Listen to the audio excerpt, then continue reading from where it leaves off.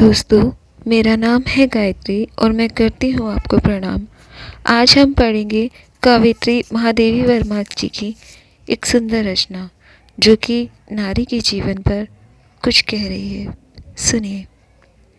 मैं नीर भरी दुख की बत्ती, स्पंदन में चीर निस्पंद बसा, क्रंदन में आहत विश्व हंसा, नैनों में दीपक से जलते, पलकों में निर्झरिणी मछली।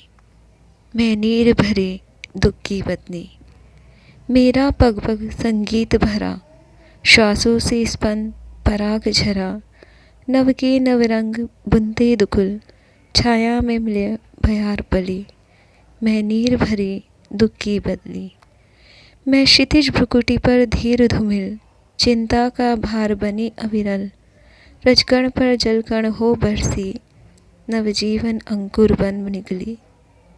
मैं नीर भरी दुख की बदली, पथ को न मलिन करता आना, पथ चिन्ह न दे जाता जाना, सुधी मेरे आंगन की जग में, सुख की सिरहन हो अंत खिली। मैं नीर भरी दुख की बदली, विस्तृत नभ का कोई कोना, मेरा न कभी अपना होना, परिचय इतना इतिहास यही, उमड़ी गलती मिट आज चली। मैं नीर भरी दुख की बदली। मित्रों, कविता में महादेवी वर्मा ने प्रकृति रूप में नारी जो बदली से संबोधित हुई है उसके दुख की व्याथा का बड़ा ही मार्मिक वर्णन किया है।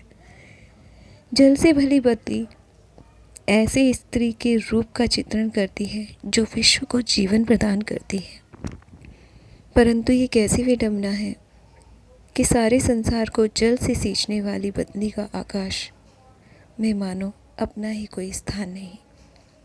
महादेवी जी ने जिस समय इस कविता की रचना की थी उस समय हमारे समाज में स्त्री की स्थिति वैसी नहीं थी जैसी आज आप देखते हैं।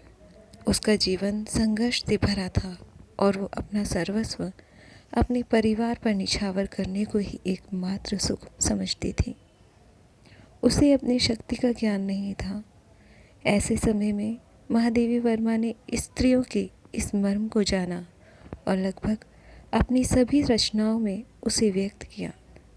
मैं नीर भरी दुख की बदली कविता का शीर्षक ही इतना सुंदर है जो कविता के पूरे भाव को व्यक्त कर देता है। मित्रों, इस कविता को लेकर आपके मन में भी स्त्रियों को लेकर कुछ विचार उठे होंगे। वर्तमान अथवा स्वयं के संदर्भ को सामने रखते हुए क्या आप उसकी व्याख्या कर सकते हैं? प्रणाम।